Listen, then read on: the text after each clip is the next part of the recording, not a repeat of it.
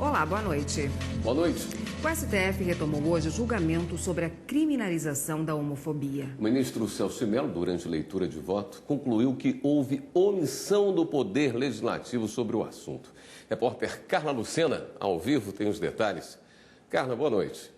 Olá, William. Boa noite para você, boa noite a todos. E olha só, foi um voto longo de um pouco mais de 160 páginas. Foram 2 sessões plenárias dedicadas à leitura do voto do ministro Celso de Mello, que é o relator de uma das ações que tratam sobre a criminalização da homofobia e da transfobia no Brasil. O ministro Celso de Mello, logo agora, já um pouquinho no final do voto dele, ele disse que esse era um daqueles casos históricos que chegam aqui para análise dos ministros do Supremo Tribunal Federal, justamente por se tratar de um tema sensível, delicado e que, segundo ele, fala de pessoas que geralmente são excluídas. Inclusive, esse voto do ministro Celso de Mello foi bastante parabenizado pelos ministros aqui do Supremo. Hoje, o presidente do STF, o ministro Dias Toffoli, voltou a falar, também falou o vice-presidente do STF, o ministro Luiz Fux, de que o Supremo está muito honrado com o voto do ministro Celso de Mello.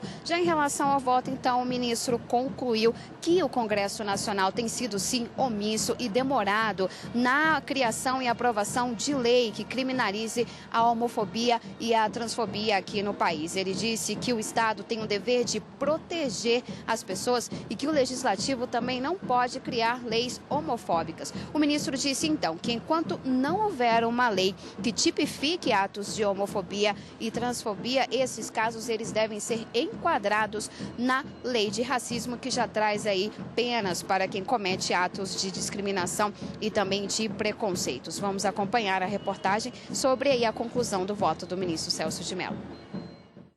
Logo no início do voto, o ministro Celso de Mello voltou a afirmar que é clara a inércia do Congresso Nacional em não editar lei que torne crime atos de homofobia e transfobia. O mero apelo ao legislador, no entanto, nem sempre se tem demonstrado solução eficaz, quando não inócua, em razão da absoluta indiferença revelada pelo Poder Legislativo, que persiste, não obstante a decisão emanada desta Corte, em permanecer em estado de crônico e reiterado inadimplemento da prestação legislativa que lhe incumbe promover.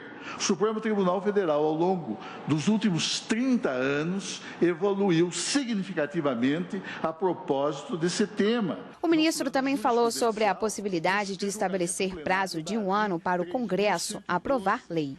Reconhecida a mora inconstitucional do Congresso Nacional e declarada a omissão que lhe foi atribuída, seja definido o prazo de 12 meses para que o Senado Federal, desanexando do projeto de lei do Senado 236 de 2012, que institui o novo Código Penal Brasileiro, o projeto de lei 122/2006 da Câmara,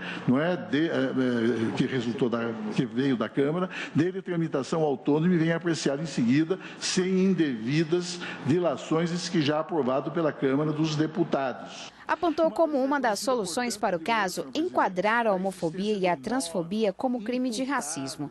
A lei de 1989 determina a pena de 2 a 5 anos para quem discriminar alguém pela raça, cor, etnia, religião ou procedência nacional. Na medida em que atos de homofobia e de transfobia constituem concretas manifestações de racismo, compreendido este em sua dimensão social, o denominado racismo social.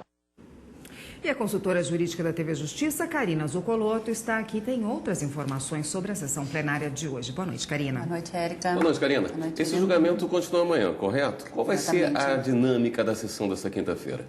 Bom, após o voto do ministro, como o julgamento é conjunto dessa ação direta de inconstitucionalidade, da relatoria do ministro Celso de Mello, e também está sendo julgado um mandado de injunção da relatoria do ministro Edson Fachin, eu acredito que, acompanhando as sessões plenárias já há algum tempo, amanhã deva ser proferido o voto do outro relator no mandado de injunção. Então, o ministro Fachin deve votar E ao votar, como os temas são correlatos, os pedidos são equivalentes, embora seja um processo de natureza subjetiva no mandado de injunção, apesar de ser um mandado de injunção coletivo, o ministro deve proferir o seu voto no mandado de injunção e, em seguida, já votar na ação direta de inconstitucionalidade por omissão do ministro Celso de Mello.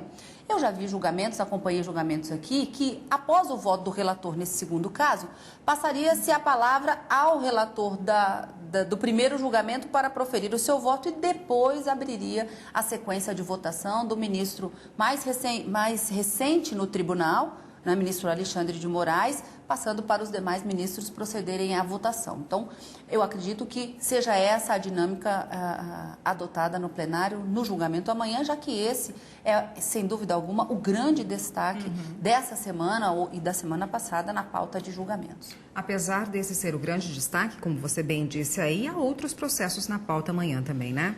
Os processos foram publicados na pauta de julgamentos desta quarta-feira, mas o ministro Dias Toffoli, ele tem determinado, assim como a ministra Carmen também fazia, que os julgamentos que não foram realizados na quarta-feira automaticamente ficam transferidos para a sessão da quinta.